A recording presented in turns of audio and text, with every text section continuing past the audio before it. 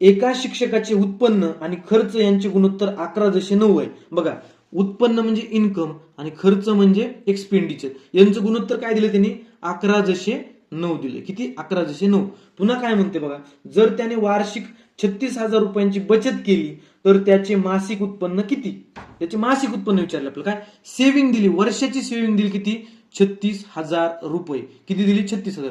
आता मित्रांनो, सेव्हिंग काय असतं बघा, इन्कम मधून एक्सपेंडिचर वजा केलं. काय? इन्कम मधून एक्सपेंडिचर म्हणजे आपल्या मिळकतीमधून जर खर्च वजा केला तर आपली सेव्हिंग येते. बघा, 11तून 2 गेले किती? 11तून 9 गेले किती उरणार? 2. म्हणजे 2ची व्हॅल्यू दिली आपल्याला 36,000 बरोबर. किती दिली? 36,000 बरोबर. आपल्याला काय विचारलं त्यांनी? मासिक उत्पन्न विचारले. आपण पहिल्यांदा वर्षाचं उत्पन्न काढून घेऊ. वर्षाचं उत्पन्न किती? 11 आहे. बरोबर आहे. बघा आता सिंपल.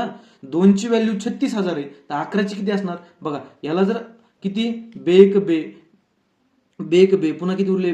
16 म्हणजे 18,000 गुणल्यावर 36,000 येतं. याला पण 18,000 गुणू आपण. किती?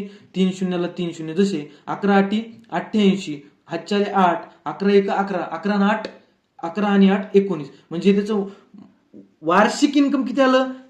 1,98,000 आलं. आपल्याला काढायचे मासिक, भागिले 12 करू आपण. सिंपल. किती येतं? 12 1 12, 12 1 12, उरले 7, 12 सकून 72, उरले 6, 12 पंचे 60 आणि हे 2 शून्य जसे तसे. म्हणजे 16,500 त्याचं मासिक उत्पन्न असेल. धन्यवाद.